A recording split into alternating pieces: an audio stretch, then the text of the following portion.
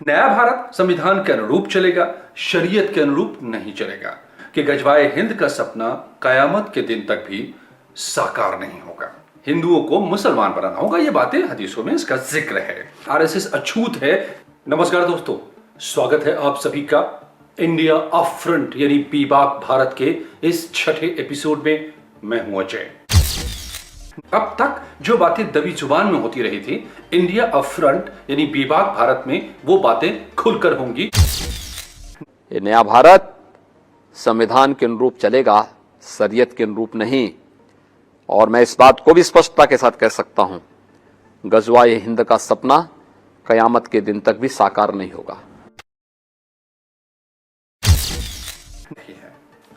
आइए सबसे पहले हम समझते हैं कि गजवाए हिंद आखिर है क्या। हदीसों में इसका जिक्र किया गया है, कुरान में जिक्र नहीं है, हदीसों में जिक्र किया गया है गजवाए हिंद का। और उसके पहले यह समझना होगा कि हदीसों में इस बात का जिक्र है कि दारुल इस्लाम और दारुल हर्ब दो तरह के मुल्क या दो तरह की जगहें हैं दुनिया में। दारुल इस्लाम वो है जहां पर सिर्फ मुस्लिम संप्रदाय के लोग रहते हों और शासन भी मुसलमानों का ही हो, तो फिर वहां कोई समस्या नहीं है। लेकिन दारुल हर्ब दूसरा वो इलाका है इस धरती पर जहां पर हिंदू और मुसलमान या फिर मुसलमान के अलावा गैर मुस्लिम भी हैं और रूल करते हैं गैर मुस्लिम, तो वो दारुल हर्ब है। और यहीं से सारी बातें शुरू हो जाती हैं, परेशानियां शुरू हो जाती हैं उन सिद्धांतों के हिसाब से जिनका कई हदीसों में जिक्र किया गया है। कहा गया है कि जहां पर दारुल हर्ब है, यानी कि दो कौम, मुसलमान के अलावा गैर मुस्लिम भी हैं लेकिन मुसलमानों का शासन नहीं है, रूल नहीं है, तो फिर हर मुसलमान का फर्ज होता है कि वो इस बात की कोशिश करे, इस बात के लिए जिहाद करे कि पूरी तरह से मुसलमानों का राज्य हो जाए, मुसलमानों का शासन हो जाए और कोई भी गैर मुस्लिम ना रहे। दारुल हर्ब को दारुल इस्लाम में कन्वर्ट किया जाए, बनाया जाए। अब यह सिद्धांत यूं ही नहीं, हवा में नहीं है, बाकायदा कई हदीसों में इसका जिक्र किया गया है। आपको मैं बताऊं कि अब कहां से है, हदीसों में क्या क्या बातें कही गई हैं। एक में कहा गया है कि एक लश्कर हिंद से जंग के लिए निकलेगा और हिंद के बादशाह को जंजीरों से जकड़कर लाएगा, और फिर बड़ी बातें की गई हैं उसमें कई सारे। यह भी कहा गया है खुरासान, जो अफगानिस्तान और पाकिस्तान के बीच का एक इलाका है, इसके नाम पर आतंकी संगठन भी हैं जो इस वक्त सक्रिय है तालिबान में। तालिबान पर फतह करने में खुरासान का भी हाथ रहा है। ओह, वहां से लड़ाके निकलेंगे और हिंदुस्तान जाएंगे और यहां हिंदुस्तान को दारुल इस्लाम में कन्वर्ट करेंगे, और इसके लिए गजवाए हिंद का नाम दिया गया है।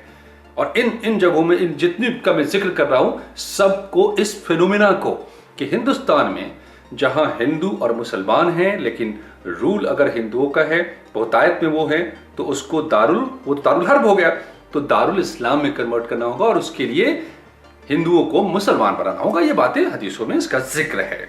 अब ये कौन कौन सी हदीस है मैं आपको ये भी बता देता हूं। मैं रिसर्च करके लाया हूं और जो जानकारियां मैं जुटा पाया हूं, 5 तरह की ऐसी हदीसें हैं जिनमें इनका जिक्र है।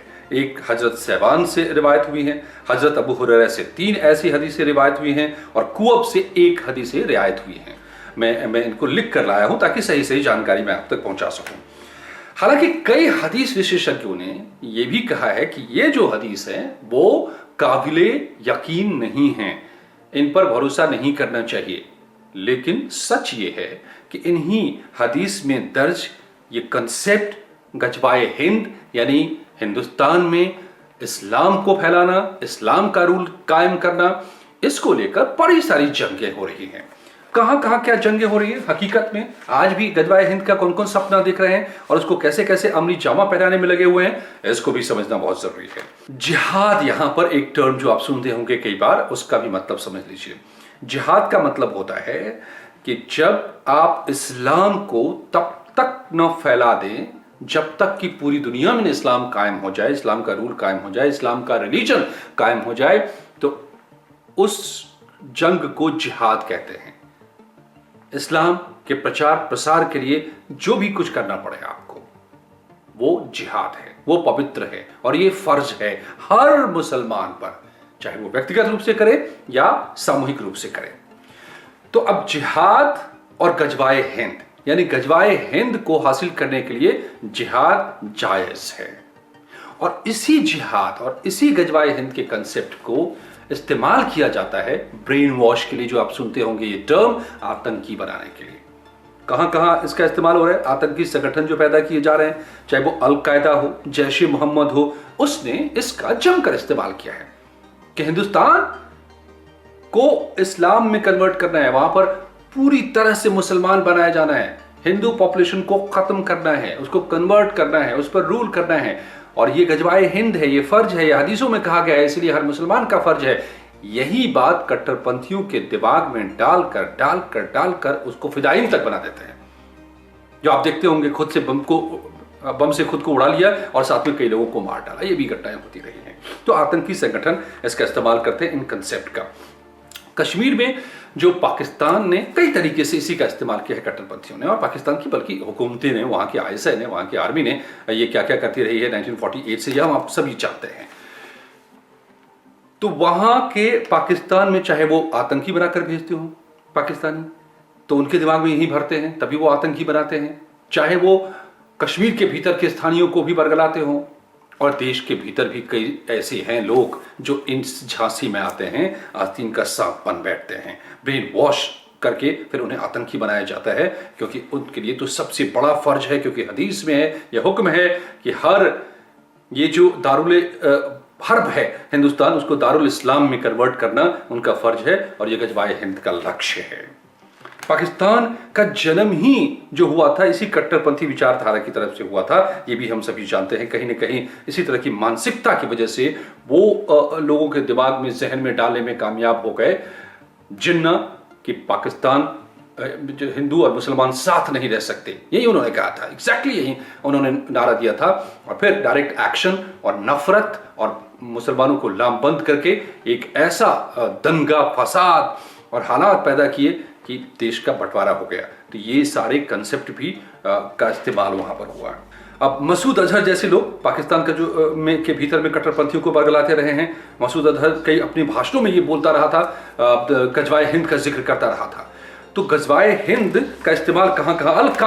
अल-कायदा की में उज्बेक शाखा है, वहां पर बाकायदा गजवाए हिंद नाम से पत्रिका निकलती है, और उसने तो इल्जाम लगाया है कि पाकिस्तान क्योंकि पूरी तरह से इसको नहीं अमल में ला पा रहा है, क्योंकि वहां पर शरिया का शासन नहीं है, तो ये काम वहां से यानी कि उज्बेकिस्तान से शुरू होगा और फिर हिंदुस्तान में गजवाए हिंद किया जाएगा, यानी हिंदुस्तान जो कि दारुल हर्ब है उसको दारुल इस्लाम में कन्वर्ट किया जाएगा। ये तो मैंने आपको कुछ हदीसों के हवाले से और जो प्रैक्टिकली इसका इस्तेमाल करके किस तरह की नफरत, आतंक को पैदा किया जाता है, मैंने आपको ये बता दिया।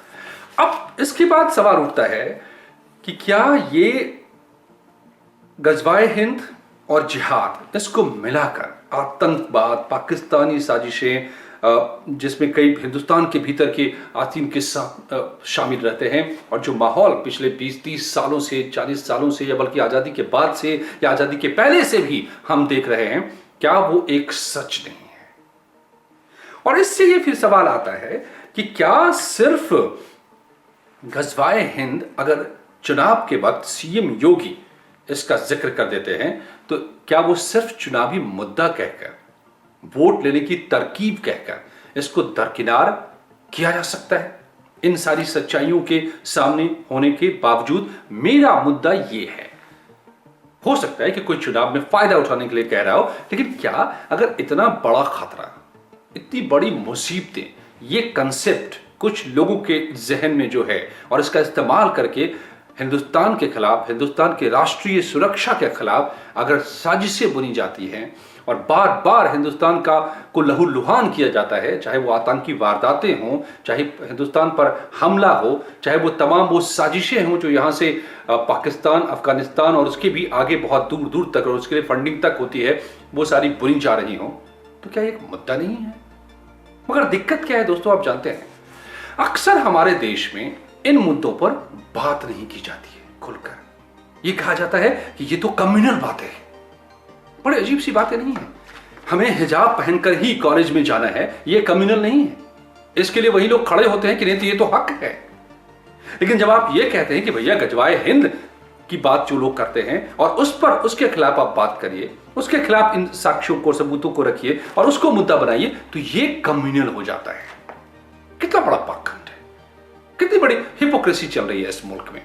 और इसलिए बेबाक भारत, इंडिया अपफ्रंट ने अपने नाम में अगर बेबाक भारत शामिल किया है तो इसका मकसद यही है कि ऐसे वो तमाम मुद्दे जो सीधे सीधे हमसे, आपसे, हमारे इस देश से ताल्लुक रखते हैं, इसकी सुरक्षा से ताल्लुक रखते हैं, इसकी मजबूती से ताल्लुक रखते हैं, उस पर खुलकर बात होनी चाहिए। मैं ये कतई नहीं कहता कि सारे मुसलमान ऐसा ही सोचते हैं, गजवाए हिंद की बात करते हैं, लेकिन है ना एक बड़ा तबका खून बहा रहा है ना, इसी मकसद से आतंकवाद को पैदा करके हमेशा ब्लीड इंडिया इस मुहिम पर पाकिस्तान काम कर रहा है ना दशकों से।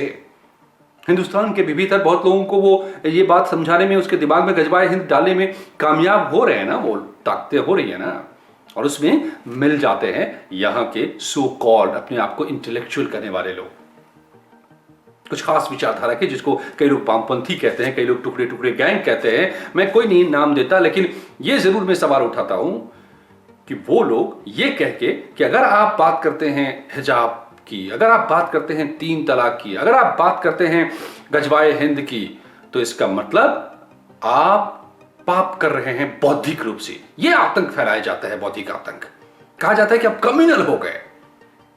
तो फिर मैं मानता हूं, और ये बात समझ लीजिए, ये जो कंसेप्ट है ना बौद्धिक तौर पर इसको पाप बताने की, ये आज से नहीं है, आजादी के वक्त से है। कांग्रेस और आरएसएस के बीच के इस पूरी नैरेटिव को इसी तरह से रखा गया कि आरएसएस अछूत है, क्योंकि वो ऐसी बातें करते हैं, बेशक भारतीय संस्कृति को बचाने के नाम पर, राष्ट्र को सबसे प्रथम रखने के नाम पर, जो दरअसल कम्युनल हो जाती है वो बातें। तो आज भी इस नैरेटिव को आगे बढ़ाया जाता है। पंजाब में जाकर प्रियंका गांधी इसलिए कहती हैं कि आम आदमी पार्टी तो आरएसएस की पैदाइश है, क्योंकि आरएसएस को अछूत बताने की परंपरा कांग्रेस ने उसी जमाने से शुरू कर दी थी और इसी को आज भी आगे बढ़ाने की कोशिश कर रही है। अब यह तय करना आपका काम है कि दरअसल आरएसएस अछूत है कि नहीं है, उसके क्या सिद्धांत है, पढ़िए, समझिए और तय कीजिए। लेकिन मेरा मकसद देश से है। मेरा सवाल यह है कि अगर आप बुर्के पर सवाल नहीं उठा सकते, आप अगर 3 तलाक पर सवाल नहीं उठा सकते, आप अगर गजवाए हिंद पर सवाल नहीं उठा सकते, आप अगर जिहाद पर सवाल नहीं उठा सकते और इनको मुद्दा नहीं बना सकते, तो फिर इस मुल्क के साथ जो पिछले 1000 साल से हुआ है ना, वो गलत नहीं हुआ है। और आगे भी अगर ऐसा होगा, जिसकी पूरी कोशिशें जारी हैं, बड़ी ताकतें लगी हुई है, तो कोई बड़ी बात नहीं होगी। तो इसीलिए दोस्तों, आप तय कीजिए कि अगर योगी आदित्यनाथ भले अपने चुनावी फायदे के लिए यह बात कह रहे हो, चुनाव में पिच कर रहे हो इस मुद्दे को, लेकिन क्या यह मुद्दा नहीं है या है? फैसला आपका। धन्यवाद दोस्तों। आप इस चैनल को लाइक कीजिए, सब्सक्राइब कीजिए, पहुंचाइए और लोगों तक, ताकि ये मुहिम मेरी आगे बढ़ सके। शुक्रिया।